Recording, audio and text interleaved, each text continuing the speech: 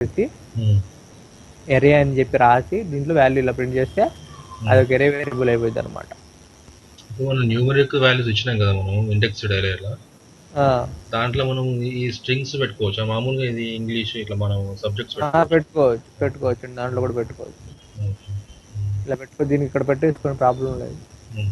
దేంట్లో అయినా పెట్టుకోవచ్చు. అసోసియేటివ్ ఇండెక్స్ కూడా, ఇండెక్స్డ్ ఎరే కూడా పెట్టుకోవచ్చు, ఇండెక్స్ ఎరేలో అసోసియేటివ్ కూడా పెట్టుకోవచ్చు. అంటే న్యూమరిక్ పెట్టుకోవచ్చు, ఆల్ఫాబెట్ రెండు క్లబ్ చేసి కూడా పెట్టుకోవచ్చు మీ ఇష్టం. ఓకే. అది ఎరే అనమాట, మల్టిపుల్ గా డేటా స్టోర్ అవుతుంది. హ్మ్. అది మెయిన్ అనమాట. హ్మ్. ఓకేనా. హ్మ్. మల్టిపుల్ అంటే చాలా వాల్యూస్ ఒకే దాంట్లో స్టోర్ అవుతాయి, మెయిన్ హ్మ్. ఉద్దేశం. హ్మ్. ఒకవేళ ఇప్పుడు మనం ఎరే వేరియబుల్ క్రియేట్ చేయాలి అంటే, మనం అక్కడ ఎరే ఇవ్వకపోయినా హ్మ్. కొత్తగా ఒక వేరియబుల్ని క్రియేట్ చేయాలి అంటే $a ఈక్వల్ టు ఎరే అని రాసిస్తారు అనుకోండి. హ్మ్. $a అనేది ఇప్పుడు ఎరే వేరియబుల్ అనమాట. ఓకే.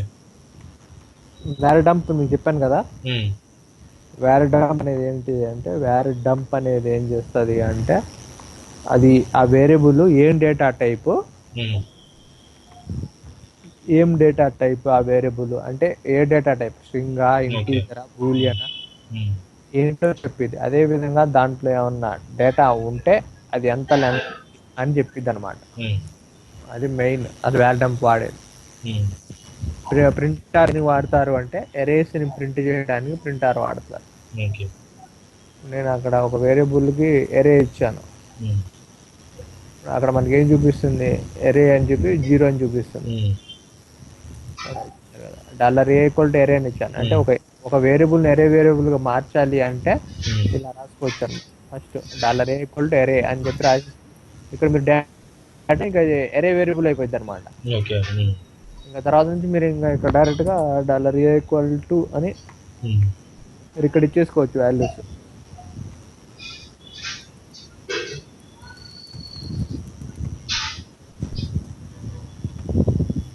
ఇలా ఇచ్చేసుకోవచ్చు అనమాట. హ్మ్.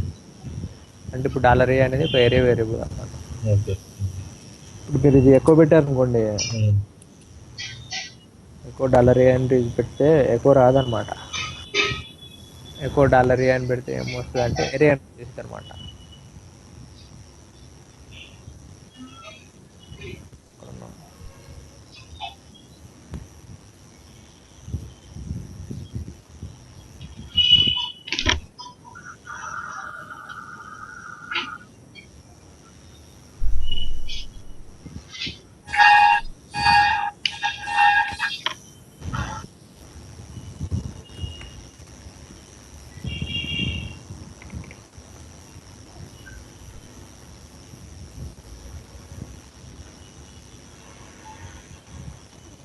టూ హండ్రెడ్ యాడ్కి వస్తుంది.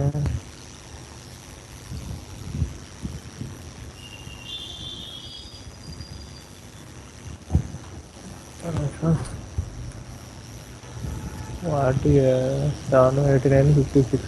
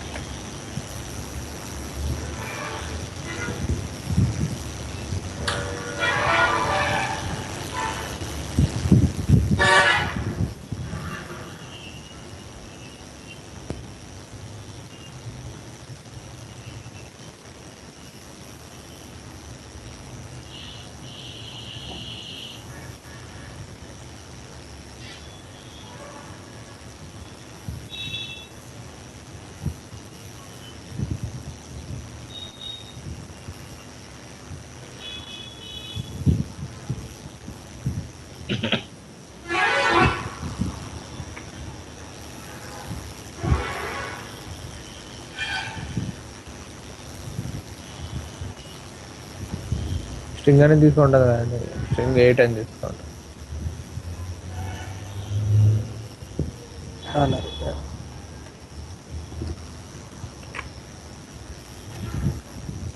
$a ఈక్వల్ టు ఎరే ఇచ్చాం. ఇప్పుడు ఏం తీసుకోండి, ఎరే తీసుకుంటాం చూసారా. హ్మ్.